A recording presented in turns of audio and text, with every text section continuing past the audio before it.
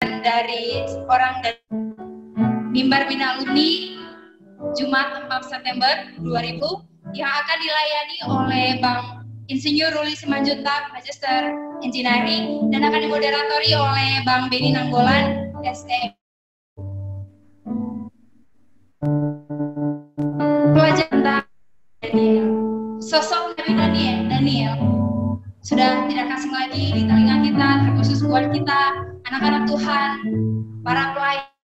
Bagaimana sikap Daniel, sosok yang sangat percaya, yang mempunyai iman yang sangat teguh, yang sangat kuat kepada Tuhan, terkhusus bagaimana integritas memperkenalkan Tuhan pada orang-orang yang memang sama sekali belum mengenal sosok kasih Allah.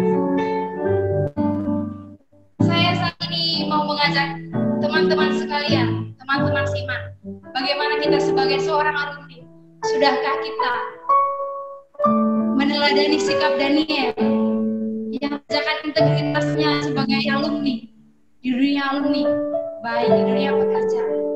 Bagaimana kita saat ini? Apa yang harus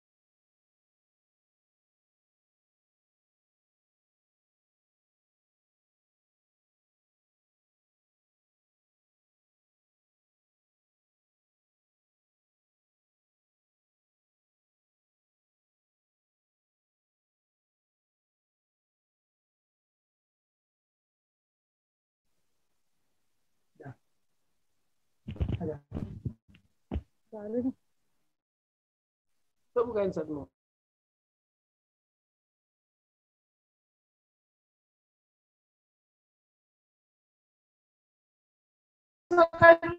Barang ada di adegan ya.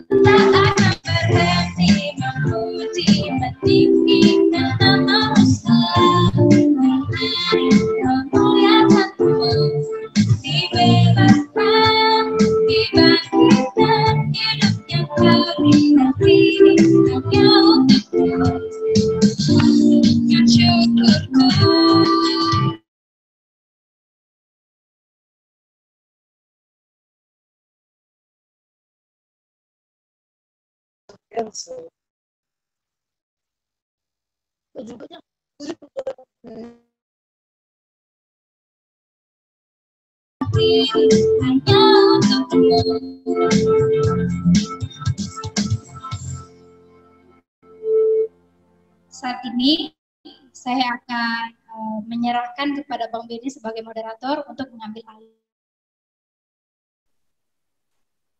Ya, selamat sore Abang Kakak dan teman-teman sekalian. Sebelum kita mulai, mari kita berdoa terlebih dahulu. Kita bersatu dalam doa. Bapa, terpujilah Engkau, Allah yang sudah memberkati kami hari demi hari. Bahkan ketika Tuhan menyertai hidup kami sepanjang hari ini, bahkan di sore hari menjelang malam Tuhan, kami dapat bersama-sama mengikuti kembali Mimbar Bina Alumni. Kami mungkin dalam keadaan lelah, para alumni yang bekerja baik dari kantor maupun dari rumah, dan yang mungkin juga Tuhan yang mengurus rumah tangga. Tetapi Tuhan, di dalam kelelahan kami pada sore hari ini, kami mau dalam tangan Tuhan supaya kami benar-benar dapat menikmati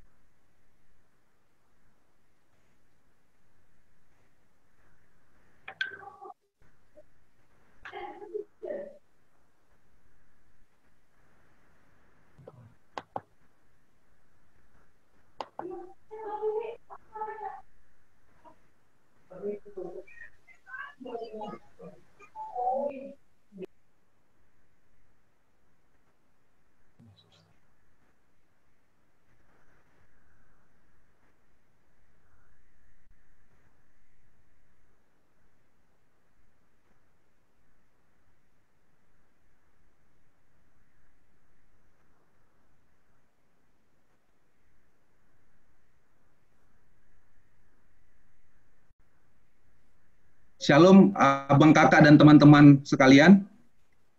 Sebelum Bang Ruli akan membawakan firman Tuhan dengan tema integritas seorang profesional, kami memperkenalkan diri dulu, memperkenalkan abang kita ini.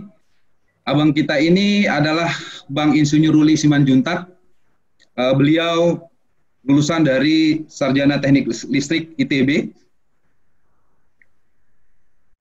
Lanjut dalam graduate diploma di Melbourne Business School dan terakhir mengambil gelar di Melbourne University. Abang kita ini pekerjaan terakhirnya adalah mantan Vice President PLN dan mantan Advisor Power Indonesia. Dan saat ini karena abang kita ini sudah pensiun, dia sebagai freelance konsultan. Pelayanan abang kita ini banyak kepada para profesional atau pekerja, termasuk kepada kita para alumni, dan juga untuk pelayanan kepada Pak Sutri. Demikian profil singkat dari abang kita. Kami untuk menghemat waktu, Bang Ruli, kami persilakan abang untuk memberikan atau memaparkan firman Tuhan pada sore hari ini.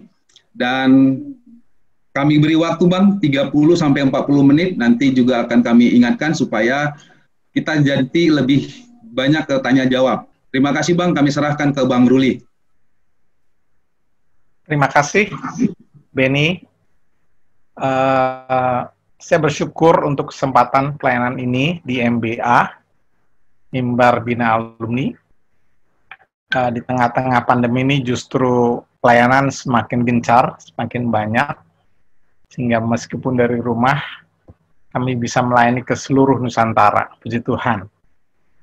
Nah, pada sore hari ini, kita akan membahas topik yaitu tentang integritas seorang profesional. Ini topik yang menarik sekali. Tolong dari operator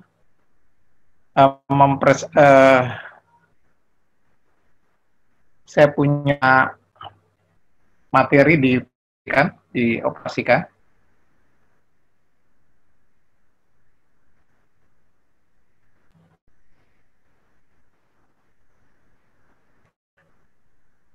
Oke, topik kita adalah orang profesional. Next slide.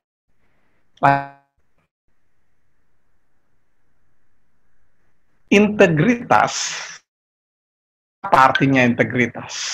Ini dulu yang kita perlu perjelas ya, karena kita membicarakan integritas itu artinya atau terintegrasi antara prinsip yang dan pemikiran dan tindakan seorang. Jadi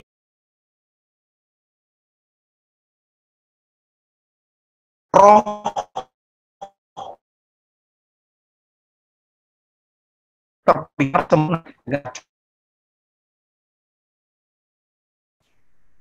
ya katakan di dalam 123. Jadi arah dengan yang tadi dikatakan definisi adanya roh yang ada dalam inner yang paling dalam, ada jiwa dan ada tubuh, itu diharapkan kita sebagai orang Kristen itu semakin mendekati kedatangan Kristus, semakin dalam kesatuan utuh dan tak bercacat.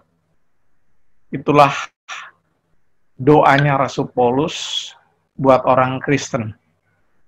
Dan itu adalah searah dengan yang tadi kita katakan tentang integritas. Lawan dari integritas adalah kemunafikan atau hipokrit.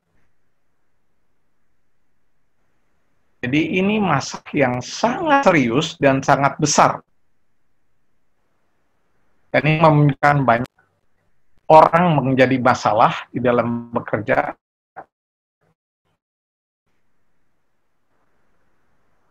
Dan juga orang-orang yang kemunafikan yang dia kerjakan dengan apa yang dia pikirkan dan apa yang prinsip yang harus ada di dalam batin tidak sinkron.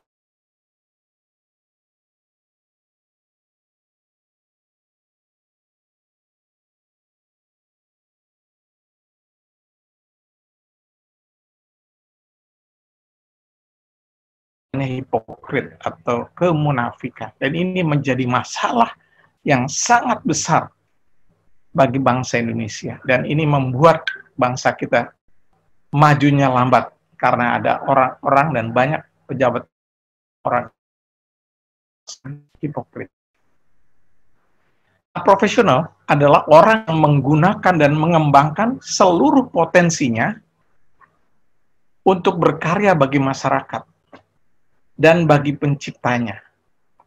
Jadi kalau orang profesional itu adalah orang yang menggunakan talenta yang Tuhan kasih, tapi bukan hanya buat dirinya sendiri. Karyanya dia itu harus bisa dinikmati oleh masyarakat. Bahkan, dia bisa memuliakan penciptanya melalui karya-karyanya. Nah, istilah profesional ini seringkali disalahartikan. Karena orang berpikir bahwa profesional adalah orang yang dibayar, bekerja dibayar. Apapun yang dikerjain nggak peduli. Makanya ada istilah professional killer, pembunuh profesional. Wah, membunuh itu tidak ada gunanya buat masyarakat, apalagi ke Tuhan. Itu perbuatan dosa. Tapi karena salah memakai istilahnya itu, maka itu adalah keliru. Karena dia berpikir profesional adalah ada orang yang bekerja dan memperoleh bayaran.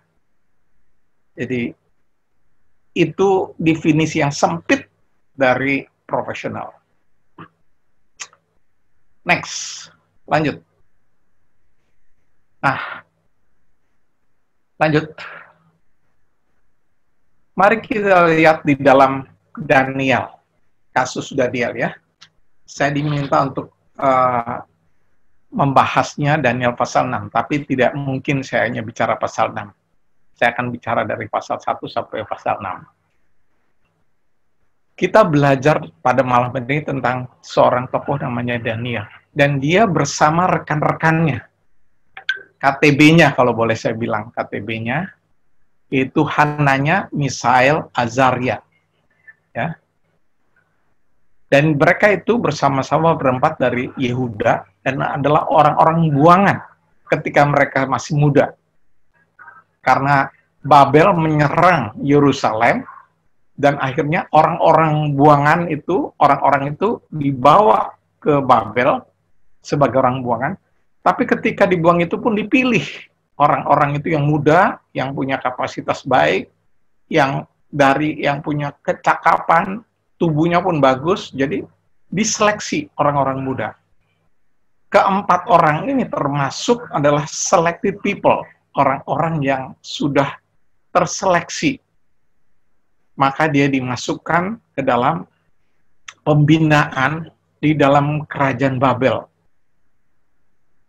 Dan belajar tentang pemerintahan. Bukan hanya pemerintahan, bagaimana manajemen pemerintahan, tetapi dibelajarkan untuk bahasa kasdim. Mereka juga diberikan makanan-makanan khusus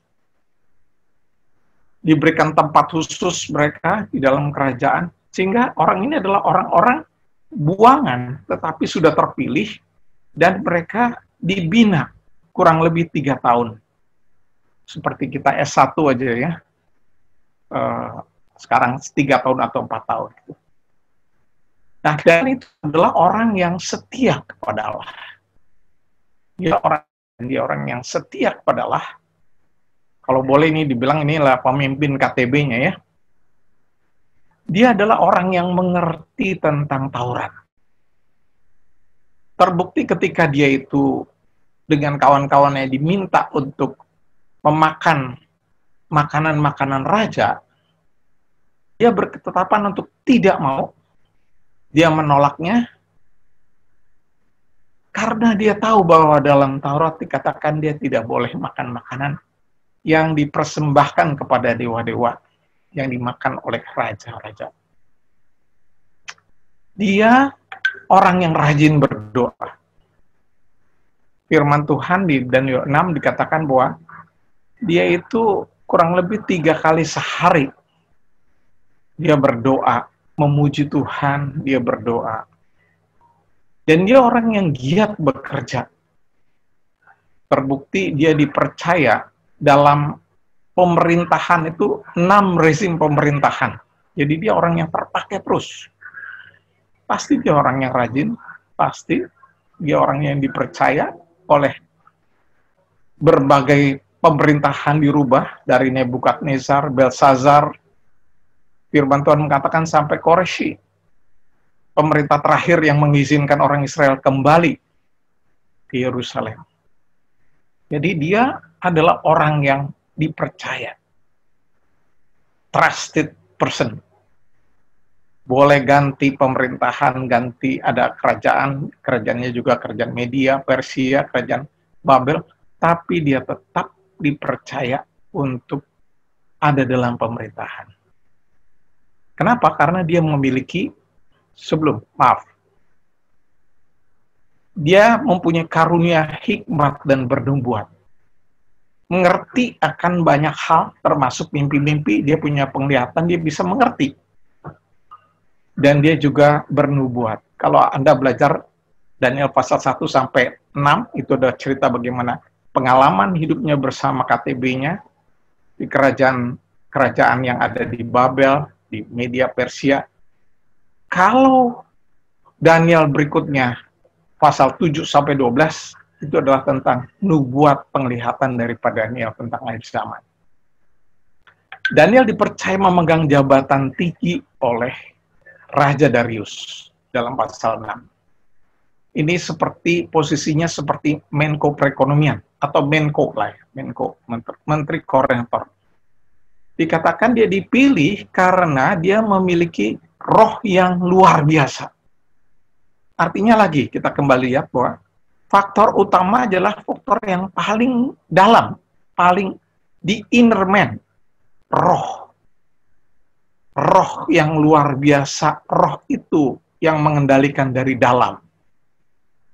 Ingat tadi kita bicara tentang roh, jiwa, dan tubuh. Roh yang luar biasa akan mempengaruhi pikiran dan perasaan orang dan bahkan tindakan dan perkataan orang. Lanjut.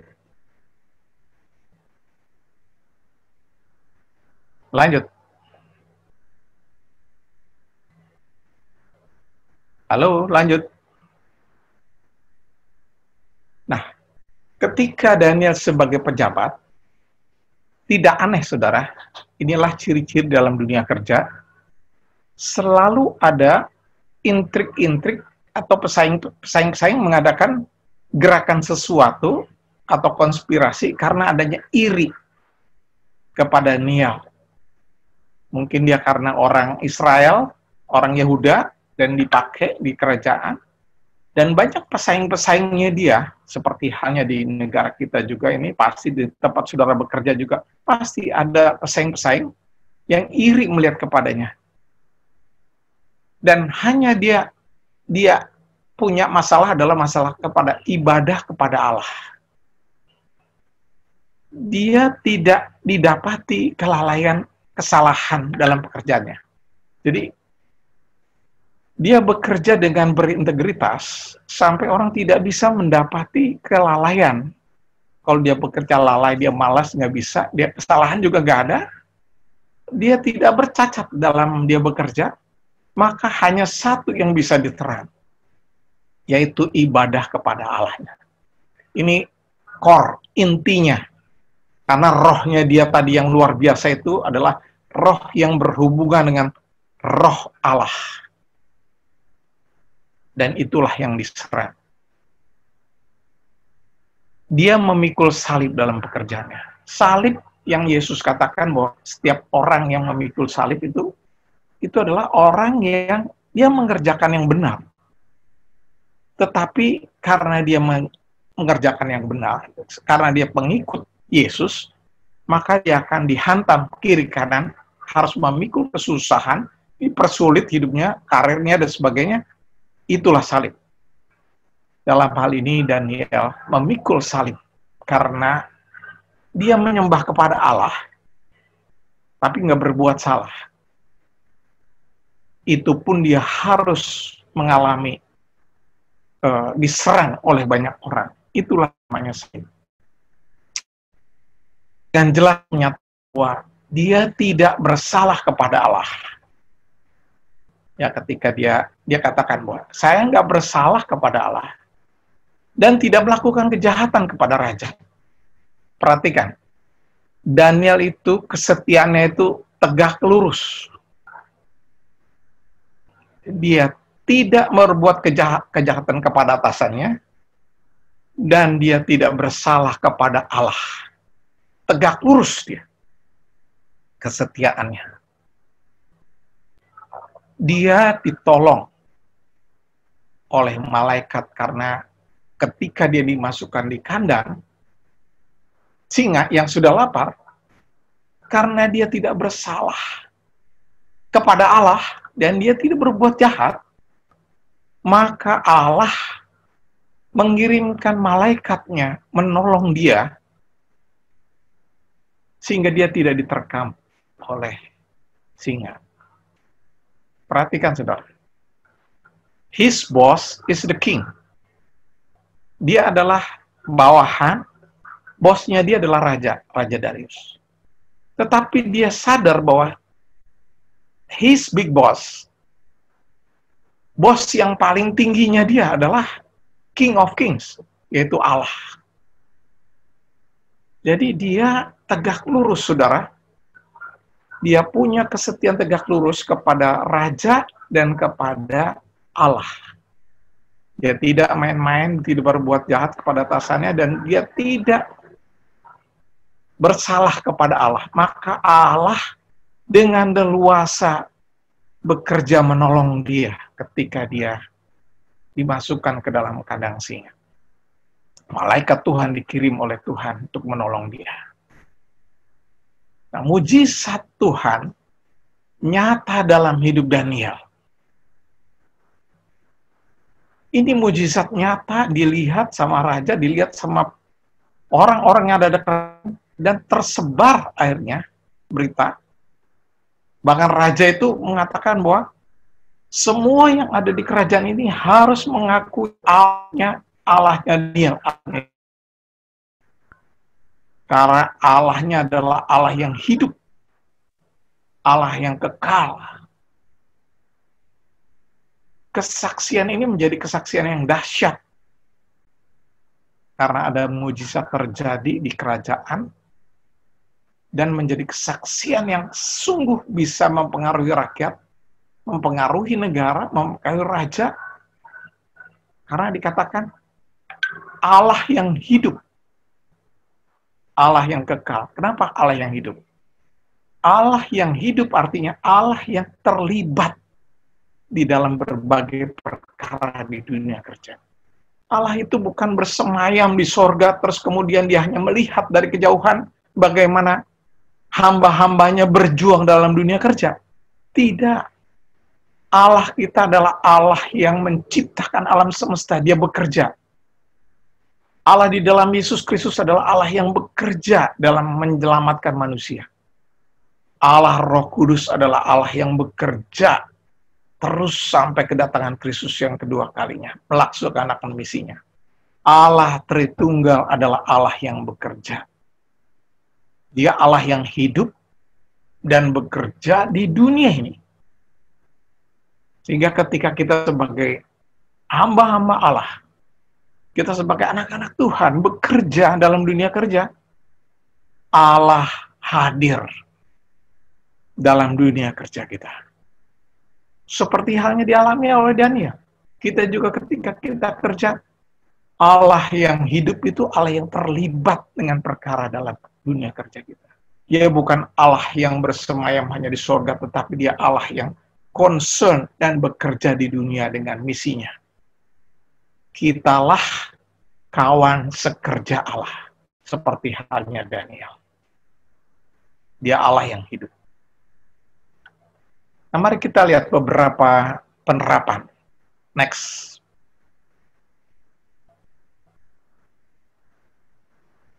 Lanjut. Yang pertama, penerapannya dari kasus Daniel ini yang bisa kita contoh adalah profesional Kristen harus belajar hidup dengan integritas. Dengan integritas dalam bekerja yang didasarkan atas kesetiaan kepada Allah. Jadi ultimate-nya adalah kesetiaan kepada Allah. Saya mau setia kepada Allah, maka saya harus belajar hidup berintegritas. Allah yang sudah menyelamatkan saya, dan saya harus menjaga hidup saya supaya tidak bercacat, seperti Rasul Paulus katakan, sampai kedatangan Kristus yang kedua kalinya. Saya harus setia sampai akhir kepada Allah. Saya ingin menjaga hidup saya dengan sungguh-sungguh setia kepada Allah. Dan mulailah menjaga integritas dari perkara kecil atau sederhana dalam pekerjaan. Gak usah berbicara yang besar dulu, seperti Daniel itu besar sekali. Dia pun mulainya tidak langsung masuk di kandang singa seperti itu ya. Dia juga awalnya juga ketika masih muda bersama-sama Hananya, misal Azar ya. Tantangan dia kecil dulu, cuma hanya masalah makanan. Dia disuruh makanan yang disediakan di kerajaan. Soal makanan sederhana. Tapi dia akhirnya menolak, dikatakan tidak. Dia tidak hanya mengatakan tidak, tetapi dia mengusulkan, gimana kalau dites? Saya hanya makan sayur aja deh, sama teman. Yang lain boleh. Ternyata dites, akhirnya malah mereka lebih sehat dan lebih baik pemikirannya juga setelah dites. Jadi mulailah dengan perkara-perkara yang kecil. Saya ingat, saudara, ketika saya mulai bekerja di PLN,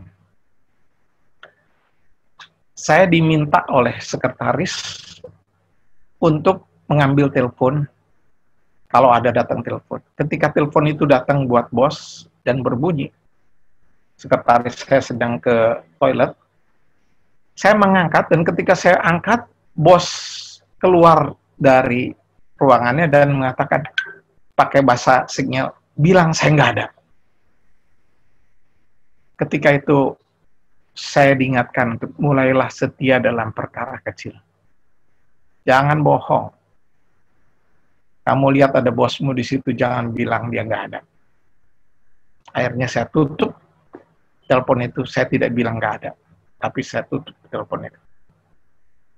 Ketika sorenya sebelum pulang, saya dipanggil oleh bos itu. Dia tanya, kenapa saya tidak mau menuruti perintah dia?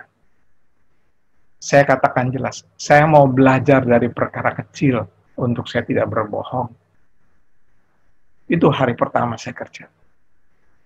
Saya kira dia akan marah, bos saya. Ternyata dia bilang, saya bangga deh, punya anak muda yang mau belajar untuk tidak bohong. Lanjutkan perjuanganmu. Dan ketika juga hari berikutnya saya mulai absen dengan kartu, teman-teman saya mengatakan, nggak usah kamu ceklokin itu kartumu setiap hari, bayar aja, itu ada orang setiap bulan, nanti dia yang akan ceklokin kamu masuk sama keluar. Jadi kamu nggak pernah telat dan nggak pernah merasa kalau pulang cepat juga nggak apa-apa. Orang di sekeliling saya mengajarkan untuk saya berbohong dengan kehadiran, baik masuk maupun saya diingatin Tuhan. Belajar setia dalam perkara kecil. Akhirnya saya tolak dan saya mengabsen sendiri dengan kartu setiap hari bertahun-tahun sampai diganti menjadi pakai fingerprint juga. Saya tidak pernah mau menipu dengan kehadiran saya. Saya belajar dari perkara kecil dalam integritas. Nah, yang kedua, kesetiaan kepada Allah dibangun dengan tekun dengan merenungkan firman Tuhan dalam Alkitab tiap hari. Dan berdoa senantiasa dalam berbagai perkara. Nah, saudara-saudara, kalau kita mau setia kepada Tuhan, ya kita harus dengar apa yang kata firman Tuhan. Apa perintahnya dia? Apa ajarannya dia? Apa janjinya dia? Caranya bagaimana? Ya bacalah firman Tuhan. Saya bukan pendeta, saya bukan pekabar Injil gereja, bukan. Saya pekerja seperti saudara dan saya. Tapi saya belajar untuk merenungkan firman Tuhan setiap hari. Kalau ada firman Tuhan, satu perikop saya baca, waktu teduh saya, ada juga waktu-waktu yang lain, saya belajar mempelajari firman Tuhan, berusaha mengerti firman Tuhan. Balik sebelumnya. Yang kedua adalah berdoa dengan senantiasa dalam berbagai perkara. Berdoa bukan hanya waktu makan, atau waktu mau tidur, atau bangun. Berdoa saya di kantor, kadang-kala maaf kalau saya lagi rapat dan saya nggak bisa, dan saya ke WC, saya berdoa di WC. Maaf. Di mana saja ketika kita menghadapi tantangan dalam pekerjaan, berdoalah. Karena Allah ingin terlibat terus dalam berbagai perkara yang kita hadapi dalam dunia kerja. Lanjut. Yang ketiga, profesional Kristen harus menyadari bahwa di dalam menjalankan panggilannya dalam dunia kerja, kita pasti menghadapi ancaman seperti Daniel tadi ya, tantangan, halangan, gangguan. Nggak usah merasa aneh. Pasti, karena memang Yesus Kristus juga pernah mengatakan kepada murid-muridnya, ketika dia mengutus murid-muridnya, dia mengatakan, aku mengutus kamu seperti domba di tengah-tengah kawanan serigala. Memang kita bekerja pasti ditaruh di tengah-tengah kawanan serigala. Kita diutus Tuhan. Maka Tuhan Yesus katakan, supaya kamu cerdik seperti ular dan tulus seperti merpati. Harus tulus dengan hati yang tulus mengerjakan kebenaran, tapi juga harus cerdik mencari trik atau jalan-jalan keluar, tetapi yang benar. Tapi harus kita cari alternatif yang baik. Jadi bukan hanya ditabrak tembok itu, tapi ketika misalnya suatu bos menyuruh kita sesuatu yang tidak benar, jangan langsung kita lawan dia akan marah. Maka biasanya saya akan memberikan alternatif. Seperti halnya Daniel juga memberikan alternatif. Gimana kalau orang makan itu, saya makan sayur? Saya memberikan alternatif menurut teori seperti ini, kemudian alternatif lain saya bandingkan, komparasi bahwa best practice-nya di dunia seperti ini. Maka saya bandingkan apa yang dia suruh dengan apa yang teoritis seperti apa, sesuai dengan ilmunya yang saya pelajari, dan kemudian bagaimana best practice atau apa yang sudah dipraktikkan orang di dunia itu seperti apa. Ketika dibandingkan, nanti dia biar kasih kepada dia, biar dia melihat. Itu kita harus cerdik. Seperti Daniel, akhirnya dia appeal kepada atasannya. Tidak langsung menolak begitu saja. Yang terakhir, yang keempat, adalah profesional Kristen harus mengembangkan talenta yang dipercayakan Allah kepadanya. Karena Allah memberikan talenta kepada kita masing-masing. Tidak ada satupun kita yang tidak mendapat talenta. Kita diminta untuk fokus kepada kompetensi kita masing-masing. arahkan hidupmu, arahkan karirmu untuk menjadi spesialis yang mengerti kompetisi tertentu dan makin lama makin tajam ketimbang hanya generalis atau orang yang ngerti dikit-dikit tapi macam-macam. Di dunia yang semakin kompleks ini dicari orang-orang yang mengerti bidang-bidang yang tertentu yang lebih spesifik. Itulah yang dicari nanti ke depan, orang-orang profesional seperti itu. Orang-orang yang hanya pengetahuannya sedikit-sedikit tapi banyak berbagai macam itu, nanti bisa digantikan oleh berbagai hal sepertinya robot, seperti artificial intelligence dan sebagainya. Tetapi orang-orang yang punya keahlian tertentu yang tajam dari sesuatu tidak bisa digantikan oleh robot, oleh artificial intelligence, oleh komputer dan sebagainya. Nggak bisa. Di era digital ini nggak akan bisa diganti. Dan mari gunakan karunia-karunia rohani yang Allah percayakan, bukan hanya dalam pelayanan. Kita diberikan karunia Tuhan, karunia rohani, pakai di dalam pekerjaan. Jadi kalau kita berdoa, Tuhan urapi saya, bukan hanya ketika kita persis mau pelayanan. Ketika kita mau rapat pun, berdoalah, Roh Kudus urapi saya, supaya saya berhikmat berbicara dalam rapat. Gunakan karunia-karunia yang Allah berikan itu dalam dunia kerja. Karena memang kita menghadapi dunia kerja yang dengan banyak tantangan, yang dimana roh jahat pun bekerja di dalam dunia kerja itu. Mari kita lihat kesimpulan penutup yang saya berikan. Next, yang terakhir. Next, terakhir.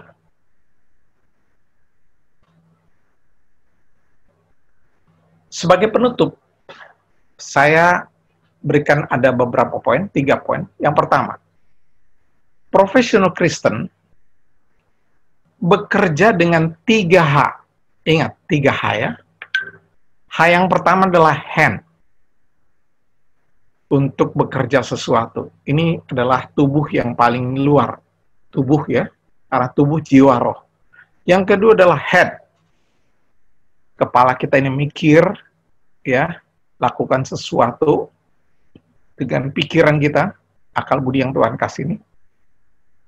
Dengan head ini adalah jiwa kita, dan heart. Heart. Hati kita ini harus kita bawa dalam kita bekerja. Dengan 3H ini harus terintegrasi. Pakai tangan, pakai kepala ini untuk memikir apa yang kita kerjakan, dan pakai hati kita supaya kita tulus melakukannya dengan kasih yang dari Tuhan. Lakukan dengan terintegrasi, artinya sinkron antara apa yang di kepala dengan apa yang ada di tangan ini, dengan apa yang ada di hati ini, konsisten dan terintegrasi, terus berjalan sinkron bersama-sama. Nah, saya akan memberikan satu ilustrasi ya. Dalam pandemi sekarang ini, kita harus bekerja dengan 2 tangan. 2 hands. Nehemia, waktu dia bekerja membangun tembok Yerusalem, dia harus membangun 1 tangannya memegang alat untuk membangun, 1 lagi tangannya memegang senjata, karena dia menghadapi musuh yang tidak senang dia membangun tembok. Maka dia suruh orangnya membangun. Pakai tangan kananmu untuk dengan alat kerja, pakai tangan kirimu untuk senjata yang siap menangkis serangan. Dalam pandemi ini, sama saudara. Saudara harus bekerja dengan tangan kanan saudara ini yang harus mengetik untuk pencet komputer dan sebagainya, tangan ini dipakai. Tapi pada saat yang sama saudara harus menjaga ya protokol kesehatan saudara, karena ini ada pandemi yang harus saudara alami. Kita alami di dalam pekerjaan. Saudara nggak mungkin berhenti bekerja. Kita terus bekerja, tetapi di dalam bahaya itu kita harus betul-betul berhikmat dengan protokol kesehatan ini. Sehingga dengan two hands kita bekerja. Seperti halnya Nehemia bekerja. Bekerja dalam bahaya. Yang kedua, persoalan ancaman, tantangan, halangan, gangguan itu pasti dihadapi di mana saja Anda. Pindah bekerja di mana saja, mau di negeri, di swasta, mau di kota, mau di desa, pasti akan menghadapinya. Karena memang dosa telah masuk ke dalam dunia kerja. Itu akibat dosa. Kalau orang pindah kemana aja, dia pasti akan mengalami. Tapi puji Tuhan, janji Tuhan, katakan Roh Kudus akan menolong kita di dalam mengatasinya. Allah di dalam Roh Kudus akan menyertai orang percaya dan menolong supaya kita hidup dalam kebenaran. Roh itu akan mengingatkan kita akan firman. Roh itu akan memberitahu kita supaya kita berhikmat. Dia yang menolong. Pelajari, saudaraku, taking your soul to work. Mengatasi 9 dosa maut di tempat kerja. Apa yang kita bahas dengan Daniel pun itu adalah salah satunya, iri hati. Itu adalah dalam dunia kerja, itu dosa dalam dunia kerja. Ada lagi yang lain, yaitu misalnya dalam buku ini dikatakan keserakahan, greedy. Ada orang yang kerakusan, kebanyakan makan dan sebagainya. Ada orang yang masalah birahi, ya, dorongan seks dalam dunia kerja. Ada ada berbagai masalah yang dibahas, ada 9 dosa di situ. Dan tidak aneh kalau kita menghadapi dalam dunia kerja itu. Pasti kita menghadapinya. Tapi Roh Kudus akan menolong kita bagaimana mengatasi itu. Pelajari buku itu ya. Yang terakhir, kasus-kasus dalam pekerjaan justru dipakai Allah untuk menjadi kesaksian akan kuasa dan kasih Allah. Seperti halnya Daniel. Dia menghadapi berbagai masalah. Raja pernah mimpi. Mimpinya, dia lupa mimpinya, apalagi artinya. Maka ahli-ahli jambi nggak ada yang tahu. Tetapi Tuhan menyingkapkan kepada Daniel mimpinya Raja Nebukadnezar. Dan apa artinya? Ketika kita menghadapi masalah, persoalan dalam dunia kerja, perhatikan, ketika kita menjaga integritas kita dan terus bergantung kepada Allah, justru dipakai Allah untuk menyatakan kuasanya, mujizatnya. Bisa terjadi ketika kita taat dan terus kita menjaga integritas kita. Justru kalau ada orang-orang yang safety player atau yang bekerja hanya di comfort zone aja gitu ya, yang ya cari aman aja, nggak mau ribut sama orang, pokoknya kita cari jalan yang aman-aman aja. Malahan biasanya orang seperti itu tidak mengalami mujizat Allah dalam pekerjaannya. Karena dia selalu ngeles, dia selalu menghindar. Ketika Allah hadapkan sesuatu, itu biasanya adalah ada sesuatu yang Allah mau kerjakan. Dan kalau kita tetap di dalam menjaga integritas kita, lihat bagaimana Allah akan bekerja menyatakan kuasa dan kasih-Nya. Karena memang Allah ingin bekerja bersama saudara dan saya. Supaya memberikan kesaksian dalam dunia kerja. Dunia kerja adalah tempat kita bermisi. Menyatakan kasih dan kuasa Tuhan. Supaya dunia ini tahu. Allah kita adalah Allah yang hidup. Yang terlibat dalam dunia kerja. Yang terus mengambil bagian di dalam pekerjaan. Kita menjadi kawan yang terus dipercaya. Dan mujizat demi mujizat akan kita alami ketika kita menjaga integritas kita terus. Tegak lurus kita setia kepada Allah. Lihat bagaimana Roh Kudus bekerja. Yang setia terus seperti Daniel. Bahkan dipakai dalam berbagai jabatan yang tinggi. Karena dia dipercaya. Dan dia setia kepada Allah. Puji Tuhan. Terima kasih.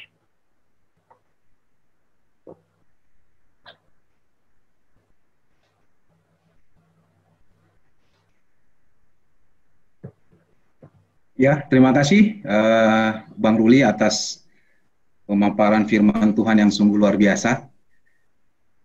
Saya secara pribadi, Bang, sangat terbangun dan selalu diingatkan oleh firman Tuhan pada saat ini. Dan satu hal yang saya syukuri, memang saya sudah mulai ikut pembinaan itu dari mulai siswa. Jadi salah satu yang mungkin yang membangun integritas saya dari mulai saya alumni muda sampai saat ini dan menjadi role model, salah satu Abang nih Bang. Salam hormat lah nih ya Bang dari saya pribadi. Nah, yang perlu yang menjadi penekanan kita pada saat ini, Abang, Kakak, dan teman-teman semua pada saat ini adalah bagaimana kita hidup seperti Daniel yang memiliki roh, hati, dan jiwa kepada Allah.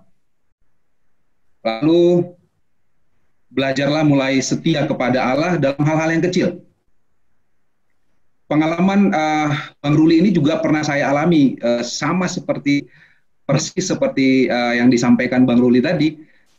Saya juga pernah disuruh oleh kepala kantor saya untuk jangan katakan kalau dia ada di ruangan gitu, kalau ada yang nanya, karena dia sedang istirahat gitu ya. Jadi tapi saya sudah dapat tips dan triknya waktu saya ingat ada sebuah camp siswa di Sumatera Utara, waktu itu salah satu pembicaranya Bang Ruli. Nah, jadi ya saya katakan kepada tamu yang datang dan telepon yang datang, ya saya bilang,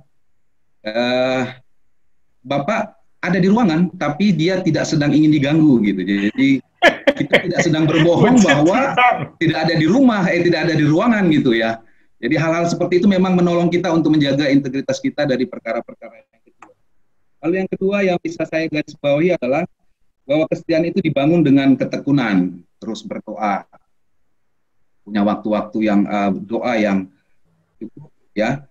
Memang kadang-kadang di kantor, kalau saya kadang-kadang malah berdoanya di gudang, di gudang kantor gitu, supaya enggak, ya dulu masih takut-takut juga kan menunjukkan iman percaya kita gitu ya, karena mungkin nanti dianggap aneh gitu. Tapi setiap makan bersama misalnya itu ya saya tetap berdoa. Jadi mereka sudah tahu kalau memang nanti mau berdoa, kalau ada acara makan, lihat si Benny biarkan dulu dia berdoa gitu ya, walaupun teman-teman kita banyak yang bukan, yang non Kristen gitu ya. Nah, itu juga yang menjadi salah satu penekanan kita, dan saya banyak belajar dari firman Tuhan yang cerdik seperti ular dan tulus seperti merpati. Demikian yang bisa saya garis bawahi dari pemaparan abang kita. Nah, saya memberikan waktu bagi kita untuk tanya jawab. Pertama itu kita bertanya secara langsung. Silakan abang kakak dan teman-teman untuk raise hand-nya supaya langsung bisa bertanya kepada Bang Ruli hal-hal yang mau ditanyakan. Silakan. Host tolong nanti dibantu, mungkin tidak kelihatan siapa yang mengajukan raise hand-nya.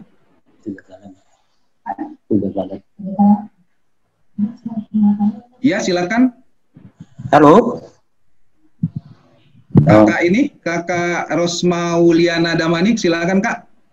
Di-unmute dan langsung ditanyakan saja. Silakan.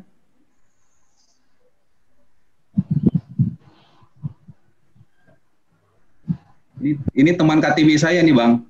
Oh, begitu. Silakan. KTB Pak Sutri, silakan, Mbak Bogan. Ya, selamat sore. Terima kasih Bang Benny yang memberikan kesempatan.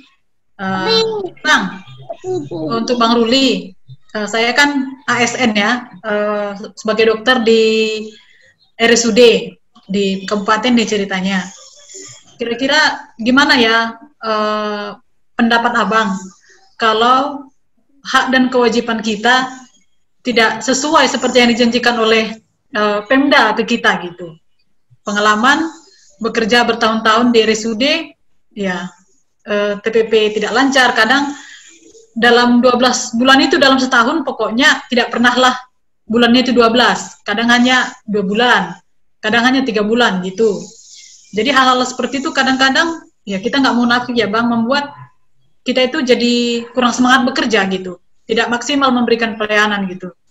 Terus pernah juga kami bersepakat untuk mogok kerja untuk beberapa hari gitu kan, karena kayaknya kalau dengan udah pernah kami coba untuk bermediasi seperti itu dengan cara sopan, tapi tidak ditanggapi. Akhirnya kami pakai senjata terakhir, kami mogok kerja beberapa hari sampai heboh rumah sakit. Tapi sepertinya memang dengan mogok itu berdampak gitu. Akhirnya direktur menanggapi karena pasien kan nggak mungkin nggak dilayani. Jadi laporan, akhirnya rapat segala macam, segeralah hak-hak kami itu dikeluarkan gitu. Itu sih Bang, gimana kira-kira pengalaman Abang, terus apa kira-kira masukan yang bisa diberikan supaya ya orang-orang seperti saya ini tetap semangat gitu untuk menjaga integritas. Terima kasih Bang. Oke, terima kasih Ibu Rosma Uliana, Mak Bogan, atas pertanyaannya. Ya Bang, silakan langsung Bang, bagaimana jika hak-hak kita sebagai seorang ASN itu tidak sesuai dengan ketentuan yang ada di dalam aturannya gitu. Bagaimana kita menyikapinya Bang? Terima kasih Bang. Baik, saya akan jawab dengan satu firman Tuhan, tolong dicatat. Efesus 5 ayat 9 ya. Tolong dibaca nanti, Efesus 5 ayat 9. Karena terang hanya berbuahkan kebaikan dan keadilan dan kebenaran. Kita hidup sebagai anak-anak terang, dikatakan Rasul Paulus, ya, memang dahulu kamu adalah kegelapan, tetapi sekarang kamu adalah terang di dalam Tuhan, sebab itu hiduplah sebagai anak-anak terang. Hidup sebagai anak-anak terang itu ada 3 hal yang harus kelihatan jelas. Yang pertama, hidup benar, kebenaran. Yang kedua adalah keadilan. Yang ketiga adalah kebaikan. Nah, ini harus jelas dilihat sama orang bahwa inilah terang namanya. Terang itu di tengah-tengah kegelapan. Jangan sampai di suatu tempat itu gelap karena anak-anak terang tidak menyatakan terangnya. Makanya Yesus katakan, terang itu jangan ditaruh di bawah gantang, tetapi supaya dilihat orang. Terang itu harus menerangi lingkungannya.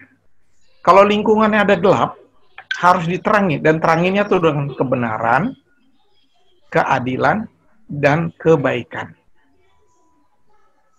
Kalau saudara diperlakukan dengan tidak adil, maka kita harus menyatakan keadilannya itu. Apalagi keadilan itu tidak dinyatakan kepada hanya Anda sendiri, kepada dokter-dokter yang lain, yang sudah bekerja dengan benar, tapi tidak dibayar dengan baik, padahal ada di dalam kontraknya dan sudah ditulis.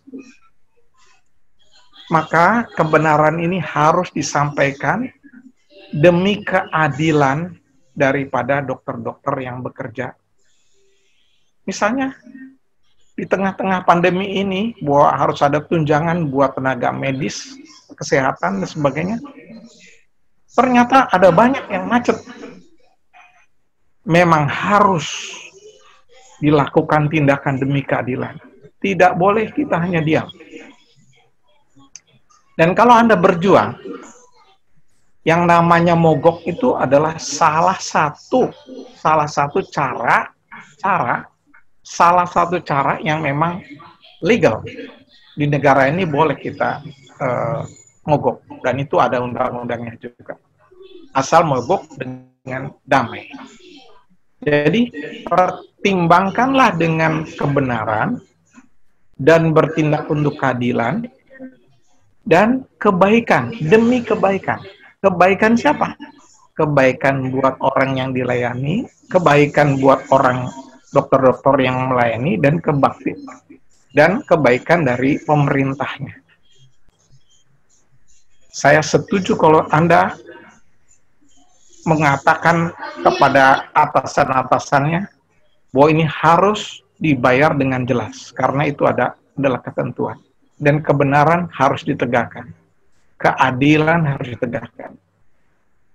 Sampaikan dulu dengan cara-cara yang soft dulu ya, soft, yang lembut dulu, appeal, kasih tahu dulu. Sampai kalau yang sederhana dan soft tidak bisa, maka lebih keras lagi, dan sampai bisa mogok juga.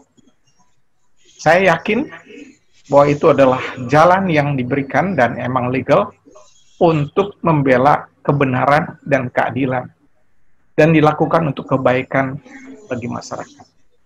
Tuhan memberkati. Oke Bang, terima kasih. Jadi penekanannya kepada Efesus 5 ayat 9 ya.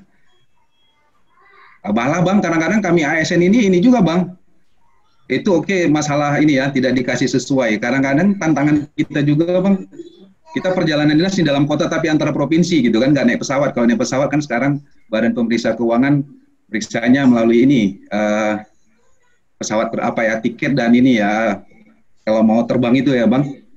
Ini kadang-kadang nitip Bang, SPPD-nya nitip, surat perjalanan dinasnya nitipnya.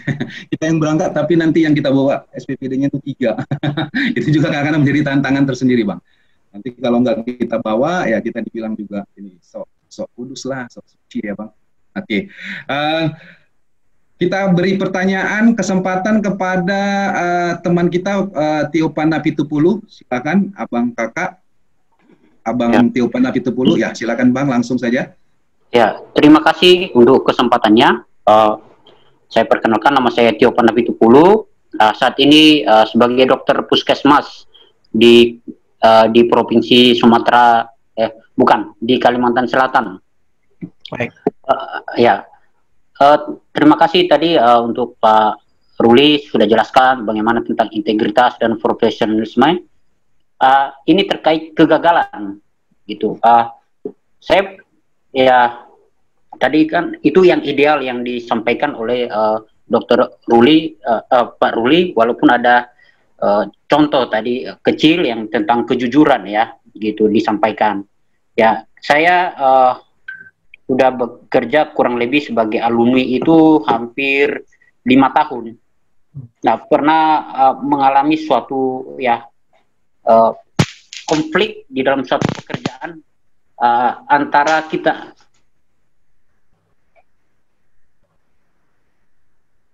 konflik di dalam suatu pekerjaan, jadi yang membuat kita harus mengambil suatu terakhir kita renungkan bahwa itu menjadi suatu kegagalan kita karena emosional yang kita ambil seperti itu, keputusan yang emosional yang kita lakukan gitu.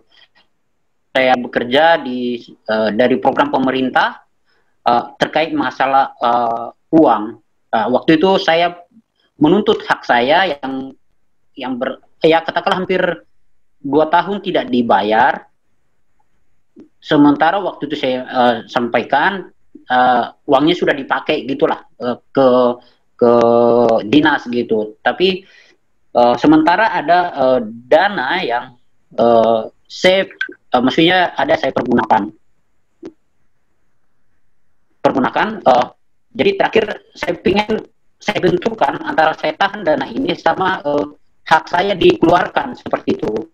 Jadi itu menjadi suatu bentrok waktu itu, seperti itu Pak Ruli. Mungkin itu penjelasan saya. Bagaimana menanggapi seperti itu tentang setelah kita renungkan bahwa kita gagal di seperti itu, bahwa kita tidak seperfect Daniel atau seperfect ya Pak Ruli yang sudah jelaskan contoh yang tadi seperti itu Pak. Terima kasih Pak. Baik, ya, Bang. Silakan Bang, langsung saja Bang. Terima kasih. Saya kira saya kalau mau cerita kegagalan juga banyak nih. Kegagalan dalam arti ya ini saya cerita sedikit ya.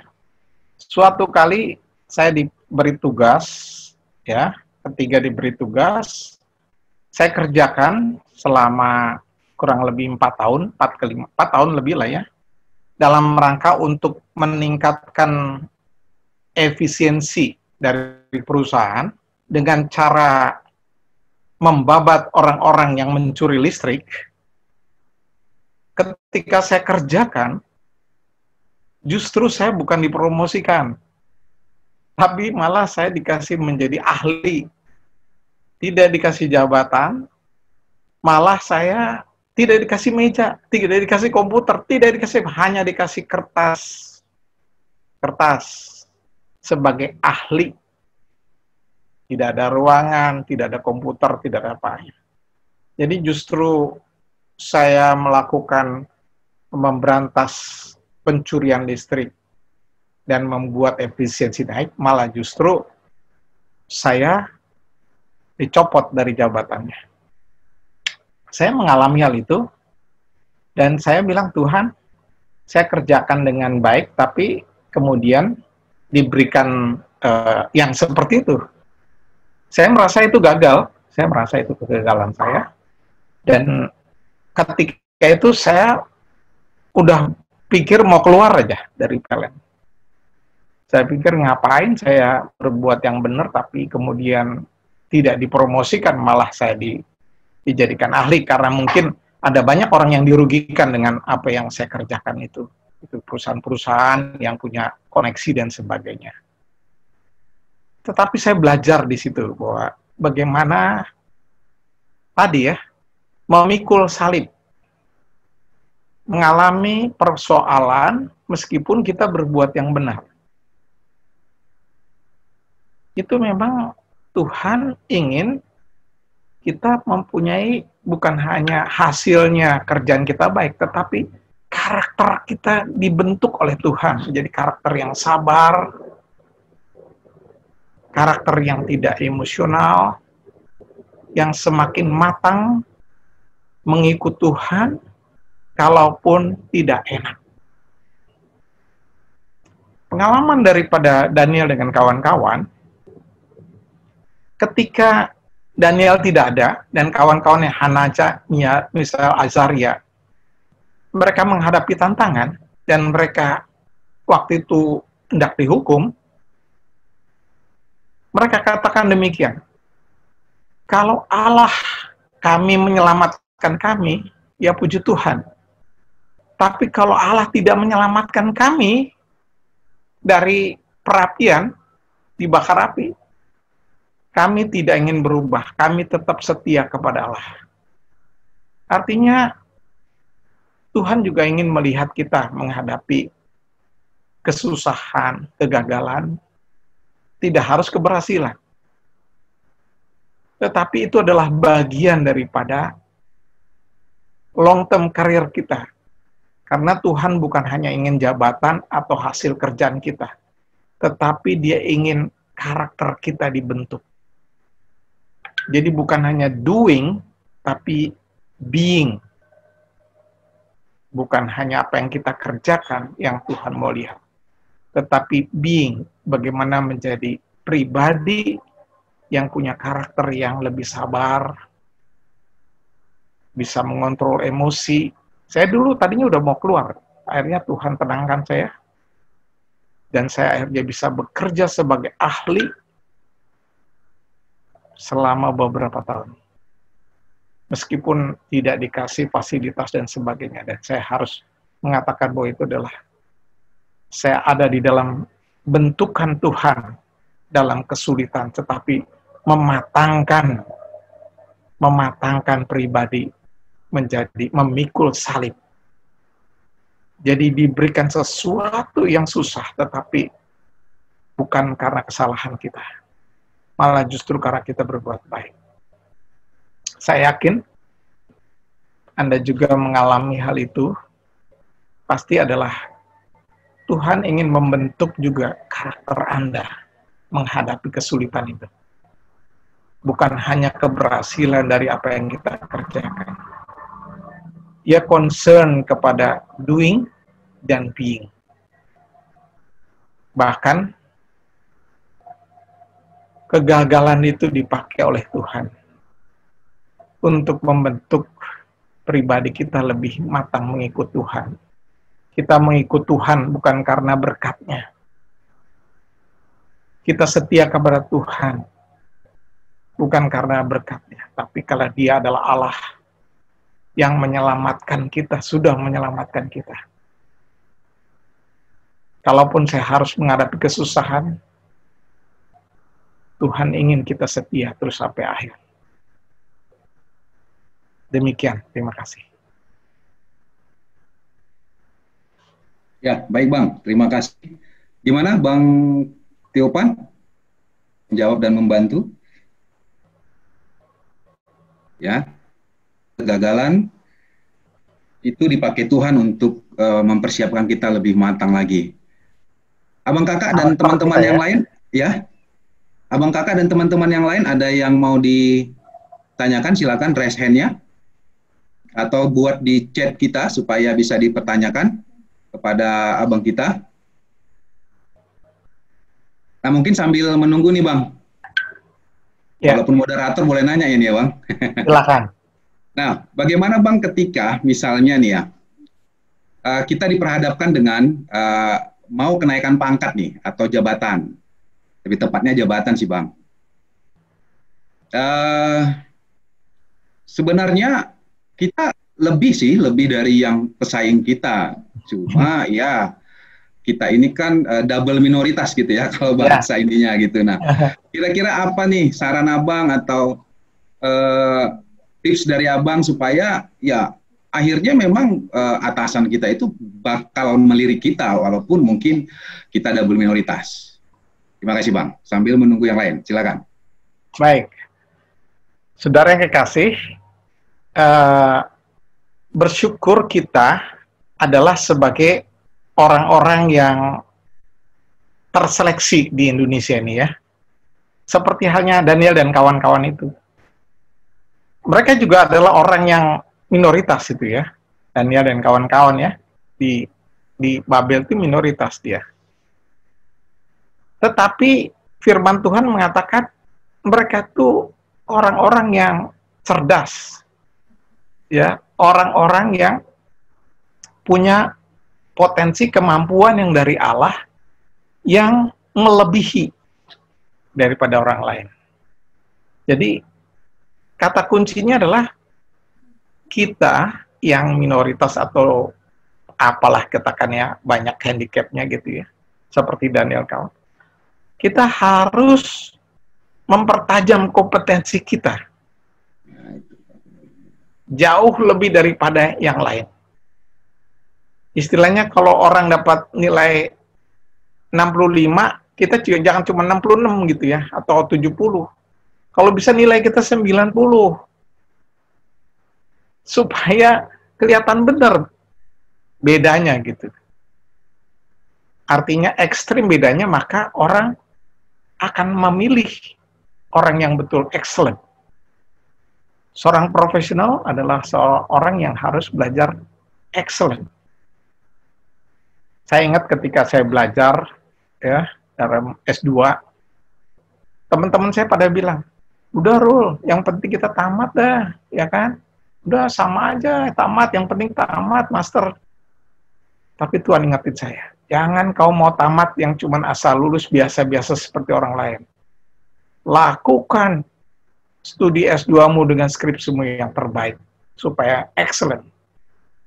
Begitu saya tamat excellent, pulang ke Jakarta, akhirnya mereka lihat, wah, ini excellent nih, yang lain cuman biasa-biasa aja. Ya terpaksa dia akan dengan susah payah untuk mau mengatakan tidak, karena yang lain pada lulusnya biasa-biasa saja. Itu yang pertama.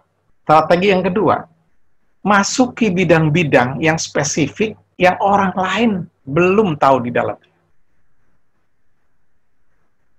Biar minta pertolongan Tuhan, di mana bidang-bidang spesialisasi yang orang tidak ada yang bisa di dalamnya. Kalau Anda punya panggilan di dalam situ, punya interest yang kuat, passion Anda kuat, pelajari, pertajam terus sampai baca jurnalnya dan sebagainya, dan saudara, dalam itu sehingga orang terpaksa akan menanyakan kepada Anda kalau ada perkara itu.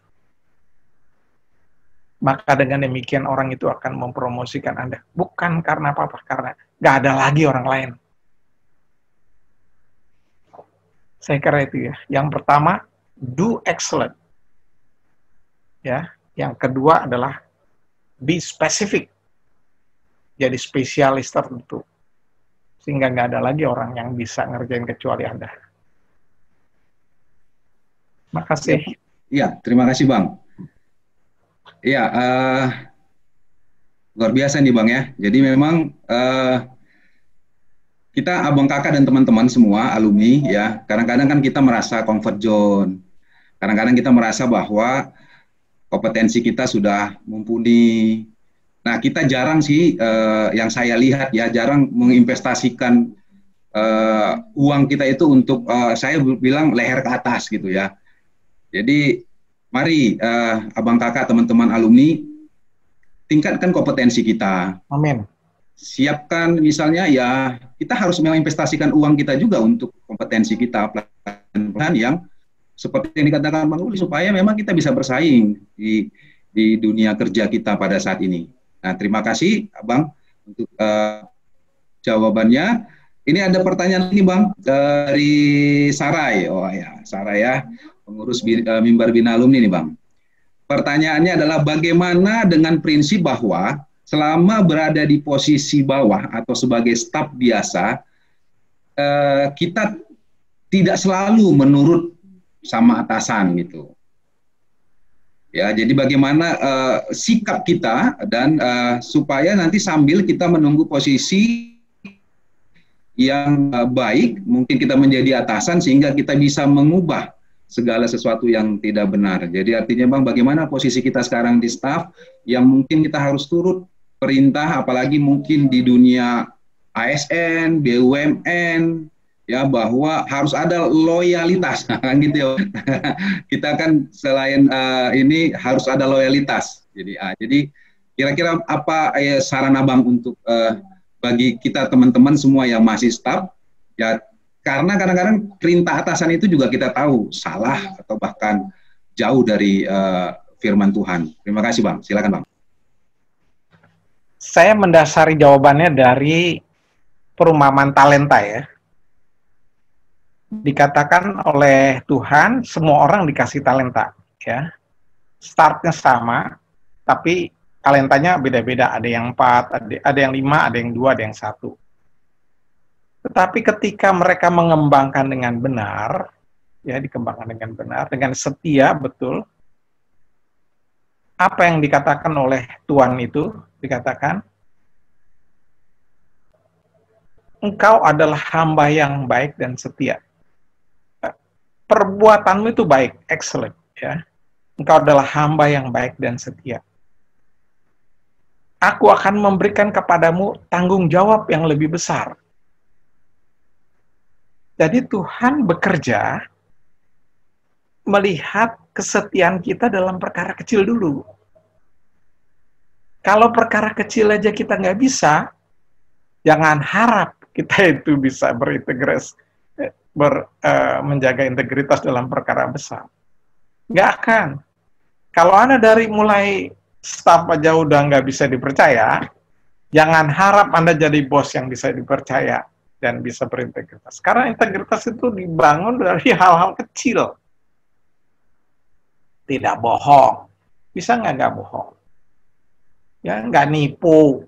Ya kan? Kalau orang sudah mengenal kita dari awal, bahwa dari awal kita sudah nggak nipu, kita bisa mempertanggungjawabkan uang dengan baik, maka makin lama makin orang mempercayakan hal yang penting itu pada kita. Itu rumusnya Tuhan.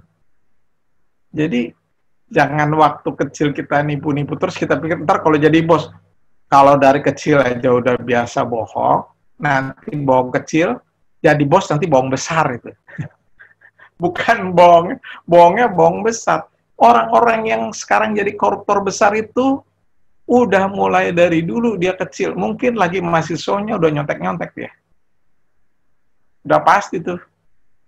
Dia udah membiasakan diri dengan menipu-nipu kecil, maka dia menipu yang triliunan pun nggak ada masalah.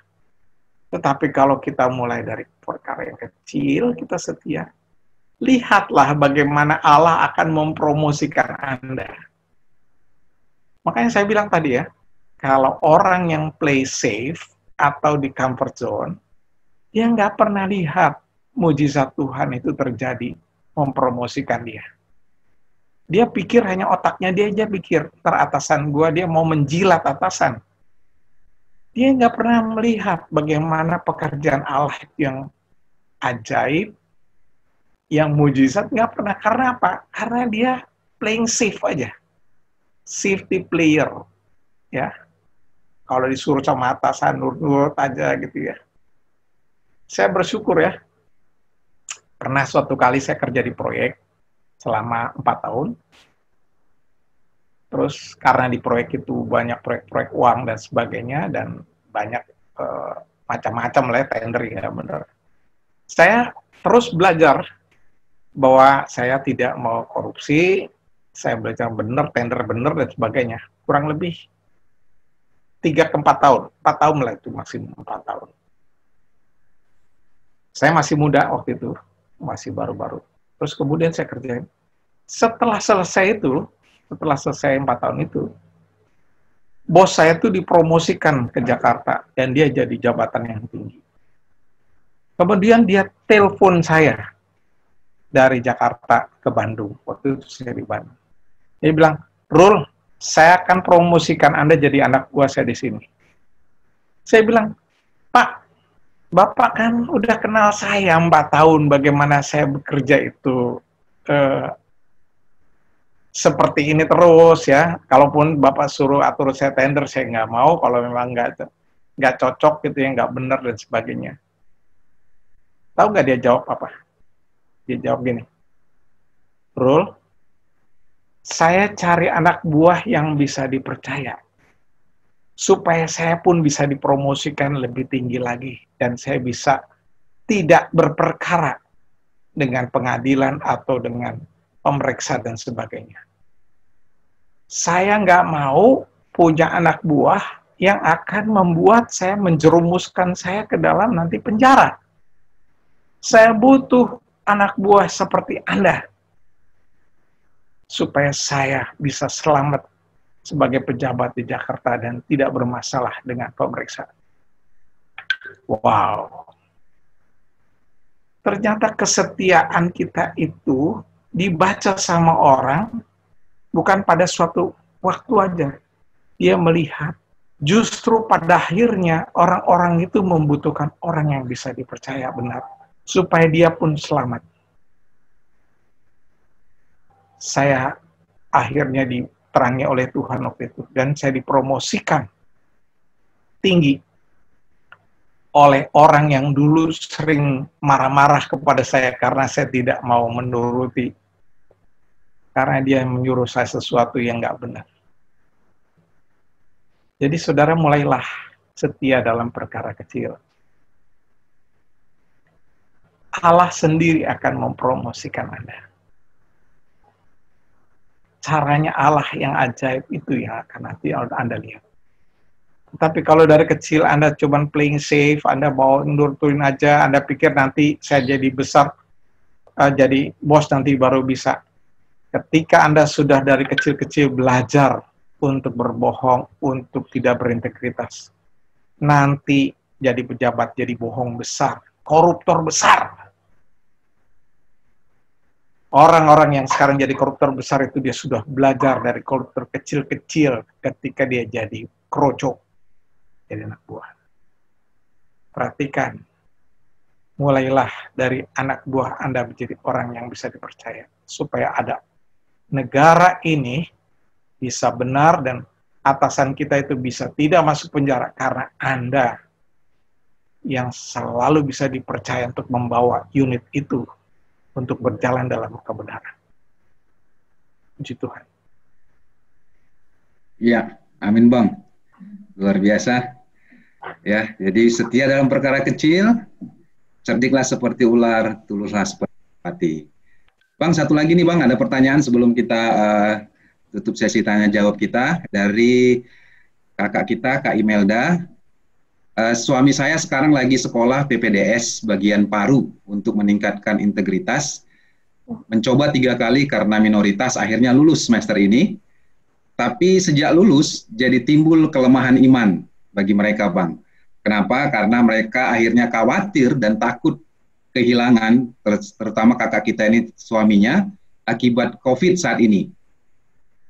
Diberi Tuhan berkat lulus seleksi, tapi timbul ketakutan karena merasa sekarang banyak dokter-dokter, hampir 100 orang itu sudah meninggal. Bagaimana saran Abang agar bisa tetap kuat, support suami dan mendukungnya, Bang? Terima kasih.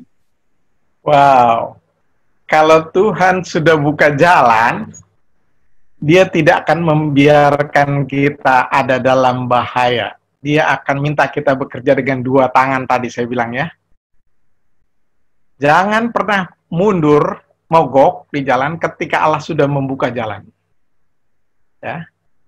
Kalaupun yang dihadapi itu jalan susah, pakailah dua tangan ini. Satu tangan untuk bekerja, satu tangan untuk senjata untuk mengatasi bahaya.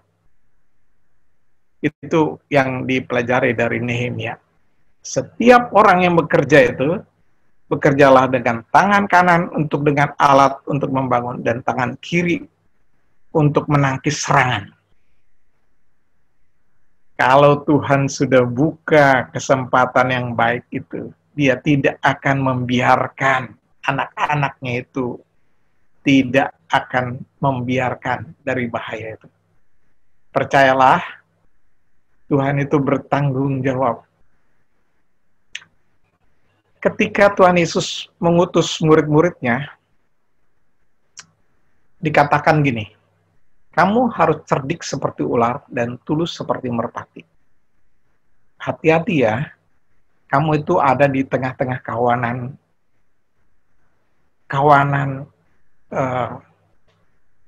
binatang yang bisa menerkammu, serigala.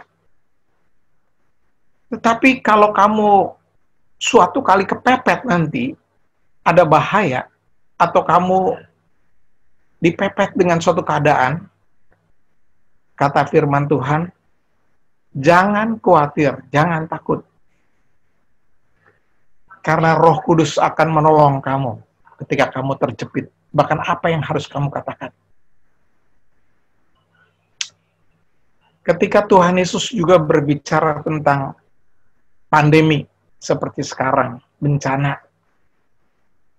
Anda perlu baca di dalam Matius 24, dikatakan, nanti di akhir zaman akan ada bencana, gunung, gempa bumi, bencana-bencana yang lain, termasuk pandemi seperti sekarang ini, sampar, penyakit, wabah. Kata Tuhan Yesus, jangan takut. Jangan terkejut. Jangan takut dan jangan terkejut. Dan Tuhan katakan, teruslah beritakan Injil. Artinya, kerjakan misimu itu terus dengan setia. Tetapi jangan takut, jangan khawatir. Roh Kudus akan menolong kamu ketika kamu mengalami kesulitan. Itu janji daripada Tuhan Yesus. Pegang janji itu, ketika Matius 28 juga dia menurut murid-murid katakan, jadikanlah semua bangsa muridku, Dia adalah Allah yang menyertai dengan Roh Kudus. Ketika Anda melakukan misi pekerjaan, pasti menghadapi bahaya. Pasti menghadapi bahaya. Ancaman, menghadapi segala macam itu pasti ada. Karena memang dunia sudah jatuh dalam dosa. Tetapi Roh Kudus akan bekerja menolong kita. Seperti hanya Daniel itu. Roh itu menolong kita. Supaya kita bekerja bukan hanya dengan tangan, bukan hanya dengan otak atau kepala, tapi dengan hati dan roh yang ditolong oleh Roh Kudus. Itu janji Tuhan. Pegang janji Tuhan itu. Langkahkan ketika Anda menghadapi bahaya. Tapi ingat, pakai dua tangan. Satu tangan untuk bekerja, satu tangan untuk menangkis serangan bahaya. pakai alat kerja dan pakai senjata. Pakai tangan untuk bekerja, pakai juga tangan untuk protokol kesehatan yang sungguh-sungguh Anda pegang. Maka kita akan terus bisa bekerja dalam bahaya. Jangan pernah menyerah. Orang-orang yang tahan terus berjuang sampai akhir dengan berbagai bahaya, dia akan menjadi champion karena Tuhan menolong dia. Anda adalah orang-orang yang sudah terpilih di tengah-tengah bangsa ini. Selected people, key people. Tidak banyak orang yang memperoleh kesempatan untuk pendidikan tinggi, bahkan bisa masuk menjadi pegawai negeri. Itu adalah orang yang sudah terseleksi. Jangan sia-siakan kesempatan yang Allah berikan ini. Meskipun Anda mengalami kesulitan, tantangan, ancaman, bahkan bahaya sekalipun, jangan pernah menyerah. Jaga integritasmu, kembangkan terus talenta yang Tuhan berikan. Pertajam potensimu itu. Lihat bagaimana Allah dengan Roh Kudus akan memberkatimu, akan mendampingimu terus. Dan Anda akan mengalami mujizat demi mujizat Allah akan nyatakan kepadamu. Dan itulah yang Allah inginkan, ada kesaksian dalam dunia kerja. Supaya orang melihat bahwa Allah itu hidup. Dia ikut terlibat di dalam pekerjaan saudara dan saya. Dia bukan hanya konsep, dia bukan hanya teori, tapi dia adalah Allah yang hadir dalam dunia kerja, yang menyatakan kesaksiannya lewat Anda, kawan sekerja Allah. Amin, puji Tuhan. Terima kasih Bang untuk penguatannya bagi kami. Sangat terberkati dengan firman Tuhan pada saat ini. Abang kakak dan teman-teman, karena waktu tanya jawab kita sudah selesai, saya akan akhiri. Bagi abang kakak dan teman-teman yang pertanyaannya ada tapi belum bisa dijawab, nanti mungkin bisa langsung tanya saja kepada tim Mimbar Bina Alumni, karena Bang Ruli pun sangat terbuka kalau kita memang mau bertanya, diskusi dengan beliau, dengan abang kita ini, dengan nanti nomor HP-nya akan diberikan kepada kita. Mari, ya, silakan ya teman-teman. Terima kasih Bang untuk firman-Nya pada saat ini, untuk penguatan, peneguhan bagi kami, bagaimana kami bisa hidup sebagai seorang profesional yang berintegritas. Memang tidak mudah, pasti cukup sulit, banyak tantangan, hambatan. Tapi seperti firman Tuhan yang disampaikan oleh Bang Ruli tadi, mari kita serahkan kepada Tuhan kita, mari kita memiliki hati, jiwa, dan roh yang berharap dan bersandar saja kepada Tuhan. Mari kita hidup setia dengan perkara-perkara kecil, mari kita hidup dengan cerdik seperti ular, tulus seperti merpati. Sebagai penutup, sebelum saya serahkan kepada MC, ada sebuah quote atau kata bijak yang cukup yang selalu menjadi quote bagi saya adalah, integrity without knowledge is weak and useless, and knowledge without integrity is dangerous and dreadful. Integritas tanpa pengetahuan itu lemah dan tidak berguna, dan pengetahuan tanpa integritas itu berbahaya dan mengerikan. Mari sebagai alumni-alumni yang sudah dipakai Tuhan, kita punya integritas, mari kita pakai segala kompetensi kita, pengetahuan kita, supaya kita bisa, seperti yang dikatakan tadi oleh Bang Ruli, bahwa kita adalah orang-orang yang selected people di negara kita ini. Mari kita terus berjuang bersama-sama, bergandengan tangan untuk terus akhirnya nanti kita sampai di akhir pertandingan, kita dapat katakan kepada Tuhan bahwa kita tetap setia. Amin. Di dalam Tuhan. Amin. Kami serahkan kepada MC. Terima kasih.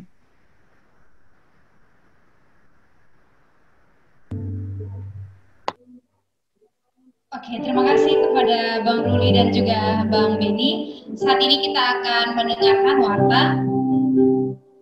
Bersyukur untuk ibadah daring MBA yang dilaksanakan pada tanggal 21 Agustus 2020 Pelaksanaan ibadah MBA selanjutnya dan informasi mengenai PAK Perkantas Medan dapat dilihat di akun media sosial. Untuk Facebooknya MBA PAK Perkantas Medan, untuk Instagram pers.alumni.kristen.medan yang sudah tertera juga di layar.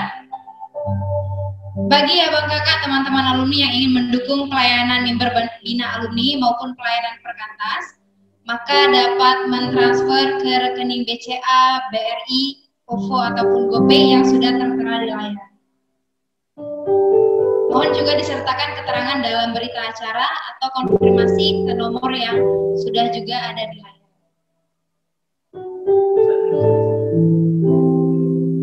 Bagi abang kakak teman alumni yang ingin mendukung penanganan pandemi COVID-19, maka dapat ikut serta dalam task force COVID-19 Perkantas yang dapat memberikan bantuan pada rekening yang ada di layar juga. Bagi kakak abang dan teman-teman yang rindu kembali KTB, silakan menghubungi tim pembinaan Kak Juli dan Kak Trimayanti dengan nomor yang sudah diterangkan juga di layar.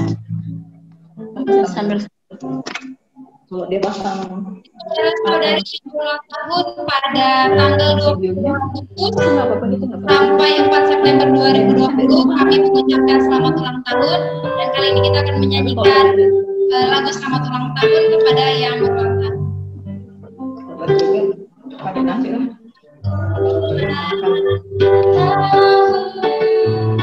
Tapi semuanya nggak pakai gambar. Makanya kok sulit kali begitu.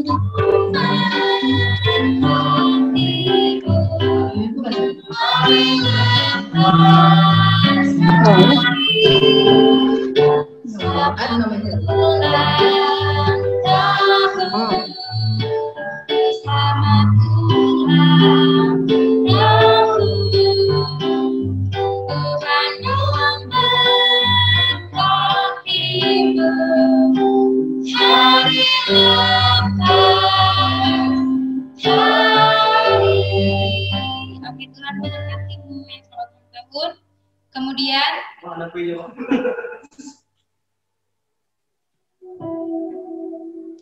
sebelum kita menutup ibadah kita kali ini,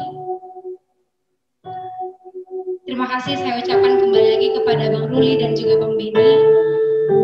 Firman yang sangat mendorong kita untuk tetap kembali berintegritas. Sering tersudut walau sudah melakukan yang tepat. Sering terjatuh walau sudah melompat. Tapi dalam bekerja, head and heart harus tetap terintegrasi dan konsisten. Kita sebagai anak terang, jangan menjadi redup dalam kegelapan. Kita harus tetap setia dalam perkara kecil, bukan? Karena terang hanya berbuahkan kebaikan dan keadilan dan kebenaran. Saat ini kita akan menemukan komitmen kita sebagai alumni yang seharusnya berintegritas, profesional dalam dunia kerja. Kita bernyanyi lagu yang kelima, lagu yang kedua, Bapa Sungguh Besar, Kasih Setianya.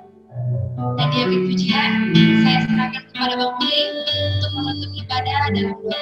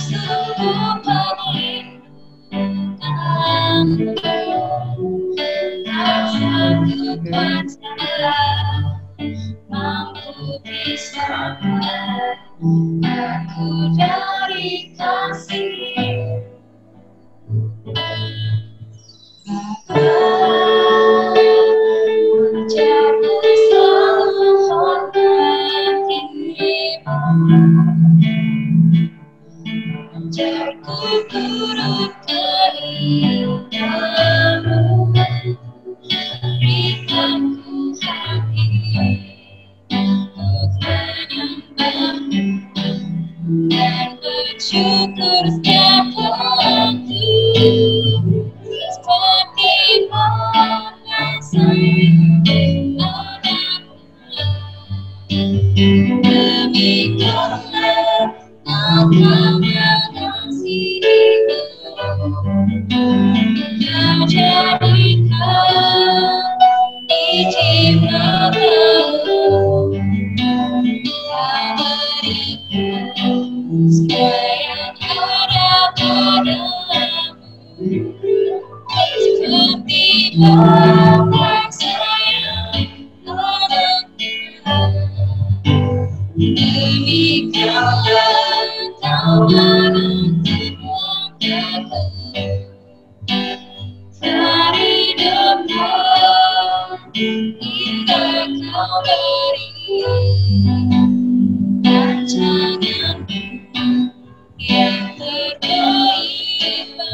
Seperti Bapak saya.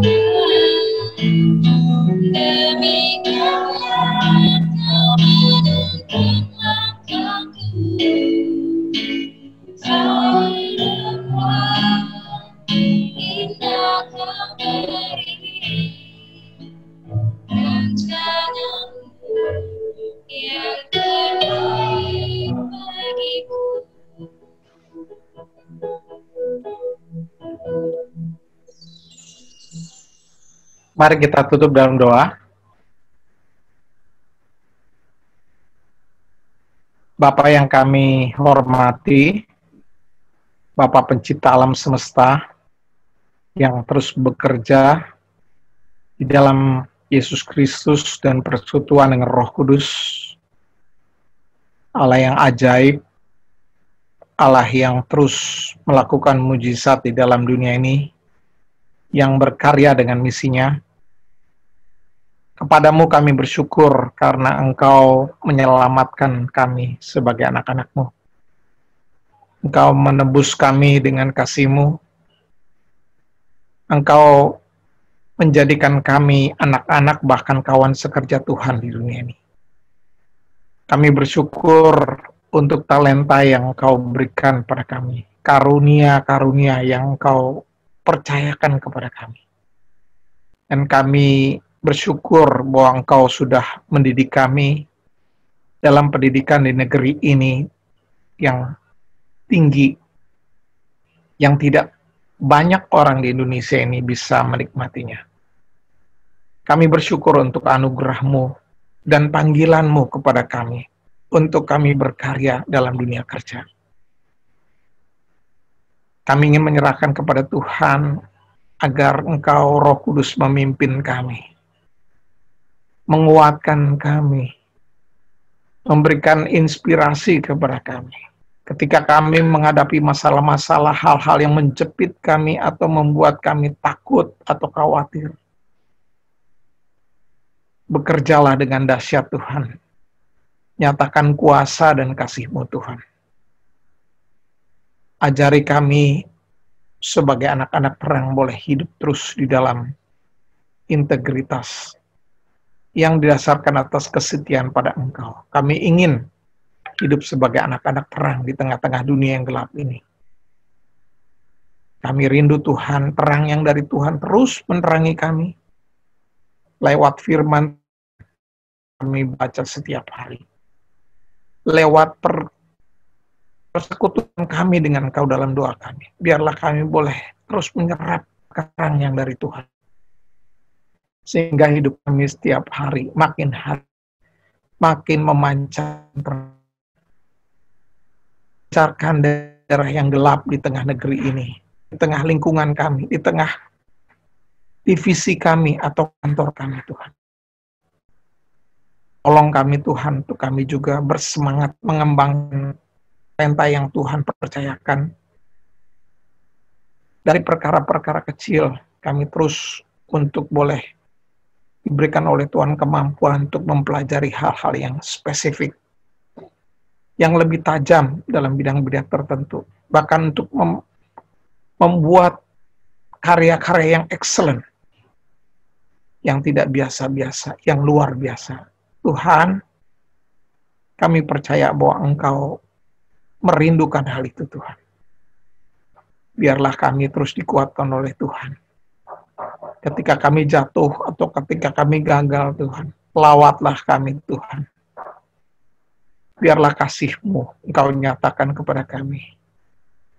Dan bentuklah kami untuk menjadi pribadi-pribadi yang sabar, yang tahan banting, yang terus berjuang, dan tidak mudah lunglai, tidak pernah patah di semangat, tidak mudah mogok di jalan. Berikan penguatan-penguatan yang baru pada kami, Tuhan.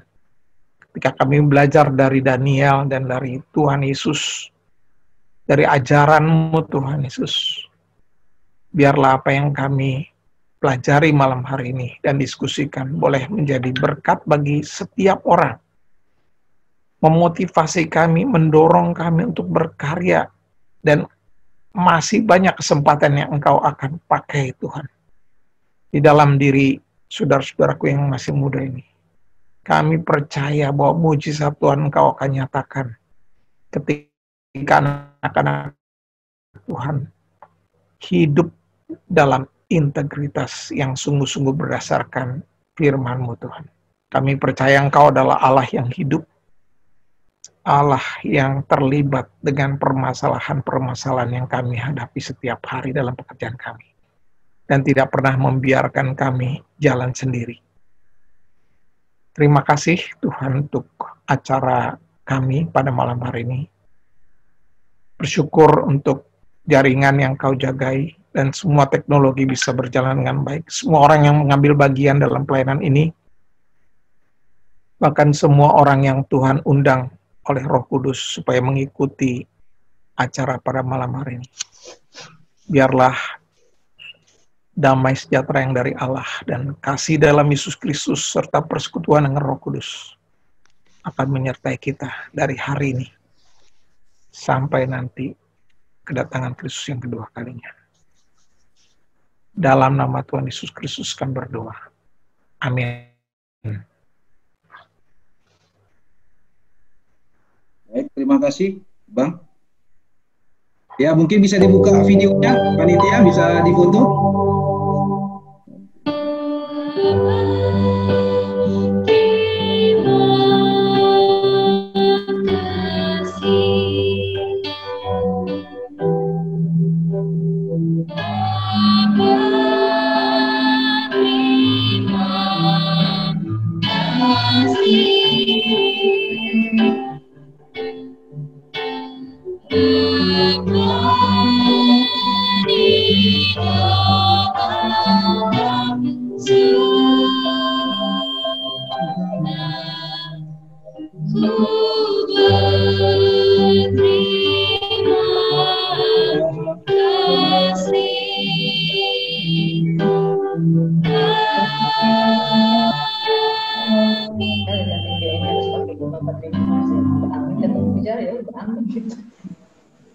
Kayak ibadah lah kan, Itunya aja udah ngomong ya kan, moderatornya aja udah ngomong nyalakan apa.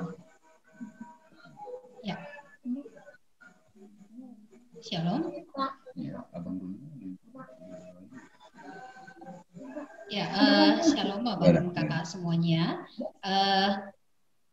Saat ini secara ya organisasi. Ini ada apanya diskusinya? Udah siap. Udah siap tadi? Oh, Ya. terakhir khotbah gitu. Sekali lagi saya sapa, shalom abang kakak semuanya yang bergabung di Zoom MBA hari ini. Terima kasih karena hari ini kita bisa mengadakan MBA, dan pada kesempatan ini saya sangat bersyukur sekali bisa bersama-sama dengan teman-teman semuanya, abang kakak, terlebih khusus kepada narasumber kami Bang Ruli Simanjuntak, terima kasih Bang. Dan juga kepada moderator kami, Bang Beni Nainggolan, terima kasih Bang. Dan juga kepada untuk petugas acara, Kak Asmita sama Bang Joshua, terima kasih. Saat ini kami mohon kepada host untuk menampilkan slide.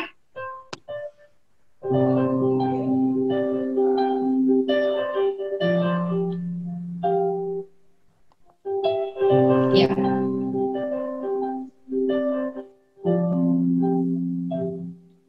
Ya, Bang Ruli, walaupun kita tidak bisa bertemu dan tidak bisa bersalaman, kami dari jauh ingin mengucapkan terima kasih atas pelayanan Abang pada kesempatan MBA 4 September ini, Bang. Dengan ayat firman, aku bersyukur kepada Dia yang menguatkan aku, yaitu Kristus Yesus Tuhan kita, karena Ia menganggap aku setia dan mempercayakan pelayanan ini kepadaku. Pada kesempatan ini kami juga meminta kira-kira ada topik doa yang ingin Abang sampaikan untuk kami doakan, Bang. Saya mohon pada kesempatan ini, Bang. Saya mohon didoakan. Saya punya sakit. Dan nanti masalah. Mohon kesediaan Bang Salem Limbong untuk mendoakan ya, Bang. Bang Salem. Mohon doakan. Bang Salem Limbong ada? Tolong Bang Salem nanti ya, Bang.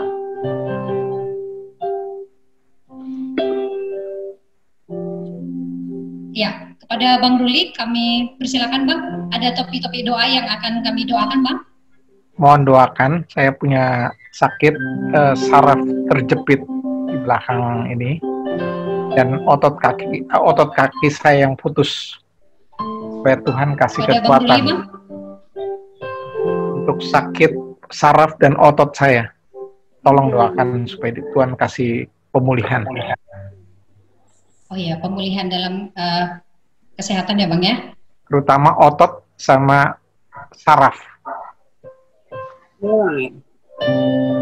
Ya, pemulihan otot dan saraf ya, Bang?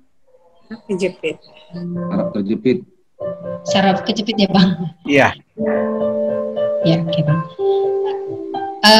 Yang kedua, kami mohon dengan kasih, silakan host ditampilkan. Iya, terima kasih kepada moderator kami, Bang Beni Nainggolan, ya atas pelayanannya sebagai moderator di ibadah MBA Perkantas Medan. Dengan ayat yang sama, aku bersyukur kepada Dia yang menguatkan aku, yaitu Kristus Yesus Tuhan kita, karena Ia menganggap aku setia dan mempercayakan pelayanan ini kepadamu. 1 Timotius 1 ayat 12. Kepada Bang Beni, adakah pokok doa yang bisa kami doakan, Bang, di acara ini? Kemajuan untuk kesehatan dan keluarga serta pekerjaan lah. Kesehatan, keluarga, dan pekerjaan ya, Bang? Ya. Iya. Terima kasih, Bang. Selanjutnya kami berikan ya kepada Asnita Nababan. Kami mengucapkan terima kasih atas pelayanan Asnita Nababan sebagai MC di ibadah MBA Perkantas Medan.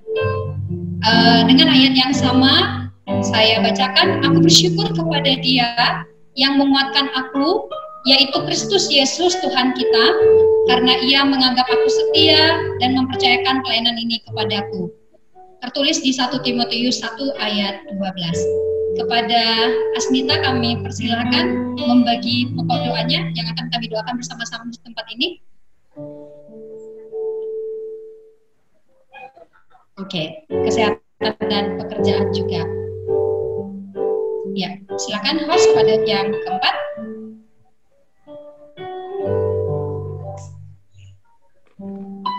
Kesehatan dan pekerjaan tadi ya, Kak ya.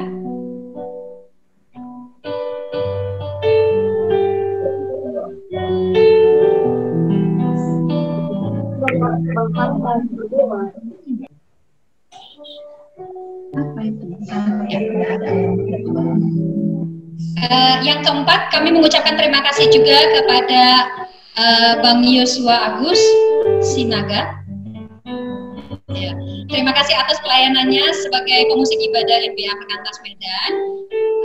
Dengan ayat yang sama, aku bersyukur kepada Dia yang menguatkan aku, yaitu Kristus Yesus Tuhan kita, karena Ia menganggap aku setia dan mempercayakan pelayanan ini kepadaku. Tertulis dalam 1 Timotius 1 ayat 12. Terima kasih.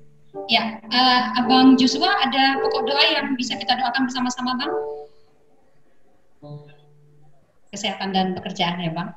Iya. Saat ini abang kakak semuanya kita akan berdoa bersama-sama. Kami mohon kesediaannya Bang Salem Limbong untuk membawakan topi-topi doa tadi. Bang Salem? Ya. Ya. Oke, Bang. Minta maaf kalau tadi saya masih ada off suatu pembagian karena lagi mandi baru pulang kerja tadi sambil dengar, jadi nggak bisa dengar semua tapi doanya. Ya, Bang Salem agak itu ya. Kepada Kak Heni Opusungguh kami minta tolong Kak untuk membawakan doa. Kak Heni Opusungguh. Oke, Kak Heni Kak. Tadi yang pertama Bang Ruli, pemulihan otot dan saraf. Yang kedua dari Bang Beni, kesehatan keluarga pekerjaan Bang Beni. Dari Asnita, pekerjaan dan juga kesehatan. Dan untuk Bang Joshua, untuk kesehatan dan pekerjaan. Kepada Kak Heni, kami mintakan kesediaannya untuk membawa topik doa ini, Kak. Oke, ya. Baik. Mari kita bersatu di dalam doa. Terpuji, termulialah Engkau, Allah Bapa kami, pemilik hidup kami, Allah yang menciptakan kami dengan sebuah rancangan khusus, di mana setiap kami, Tuhan memanggil kami dengan Tuhan sudah menuliskan cerita masing-masing kepada kami, dan itu indah adanya. Dan kami bersyukur buat ibadah MBA hari ini kami benar-benar dikuatkan sebagai kaum profesional agar kami terus berjalan di dalam pimpinan Tuhan, dalam kesetiaan, dalam ketaatan, dalam integritas mulai dari perkara yang kecil hingga akhirnya Tuhan akan mempercayakan perkara-perkara yang lebih besar. Dan biarlah kiranya melalui profesi kami, Tuhan boleh semakin dipermuliakan. Terima kasih Tuhan buat kesaksian hidup dari Bang Ruli yang berbicara lebih keras, yang akhirnya boleh memotivasi kami, boleh menginspirasi kami. Biarlah kiranya Tuhan memberkati Bang Ruli agar bisa semakin menjadi berkat lagi dimanapun dia berada, dan melalui hidupnya Tuhan boleh semakin lebih nyata dilihat dan setiap orang semakin rindu untuk mengenal Tuhan dan hidup di jalannya Tuhan. Tuhan, Engkau mengetahui bagaimana kondisi sakit yang sedang diderita Bang Ruli. Biarlah kiranya Tuhan, Engkau yang boleh memulihkan melalui tenaga-tenaga medis yang sedang merawat Bang Ruli dalam keluhannya, saraf terjepit. Biarlah kiranya Tuhan yang memberkati tenaga medis agar memberikan terapi yang tepat, dengan memberikan pengobatan yang tepat, sehingga Bang Ruli juga boleh semakin lebih sehat dan bisa semakin lebih optimal dalam dipakai Tuhan melalui hidupnya untuk menjadi berkat kepada lebih banyak orang. Terima kasih juga Tuhan buat Bang Beni yang menjadi moderator. Biarlah kiranya Tuhan juga boleh memberkati hidup Bang Beni agar melalui hidup, keluarga, dan profesinya Tuhan pun semakin dipermuliakan.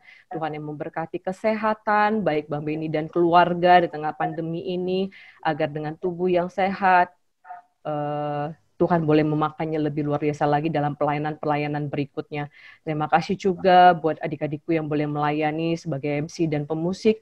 Biarlah kiranya Tuhan, mereka boleh terus memberikan hidup mereka dalam pelayanan-pelayanan ke depannya di tengah kesibukan dalam pekerjaan, tetap juga memberikan waktu untuk bergabung dalam komunitas, berikan waktu untuk melayani Tuhan, dan Tuhan yang memelihara kesehatan mereka. Tuhan juga yang memberkati mereka di usia mereka yang masih sangat muda. Mereka boleh belajar setia dan taat dalam perkara-perkara kecil, sehingga melalui perkara kecil yang mereka kerjakan pun teman-teman sekerja mereka boleh melihat Tuhan dipermuliakan, dan akhirnya mereka juga rindu melakukan hal yang sama, sehingga nyatalah bahwa anak-anak Tuhan bisa menjadi terang dan garam di dunia profesi kami masing-masing. Terima kasih Tuhan, terima kasih buat hamba-hambamu yang boleh memberikan hatinya, waktunya, tenaganya, dan biarlah ini untuk kemuliaan-Mu saja. Dalam nama Yesus Kristus kami berdoa dan mengucap syukur. Amin. Amin. Terima kasih kepada Kak Heni. Saat ini Abang Kakak jangan live dulu karena kita akan ada dokumentasi. Dipersilakan.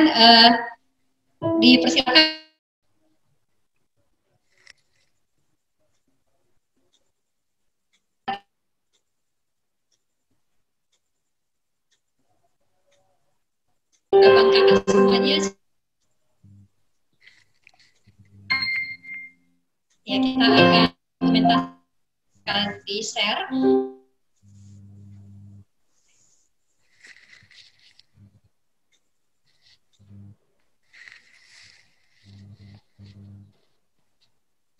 Mana? Udah. Ya. Halaman pertama, 1, 2, 3. Oke, host? Oke. Halaman kedua. Oke, semuanya mungkin tetap standby ya. 1, 2, 3. Oke. Halaman keempat. Ketiga. Iya.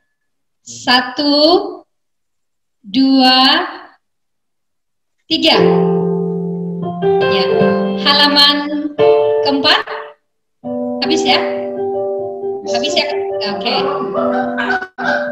Ya, terima kasih kepada abang kakak semuanya. Dengan demikian berakhir sudah MBA kita 4 September 2020. Sampai bertemu di ibadah MBA 18 September. Kurang lebihnya kami memohon maaf. Tuhan Yesus memberkati. Guru Miriam, Guru Federasi, cukup sekian dan terima kasih. God bless.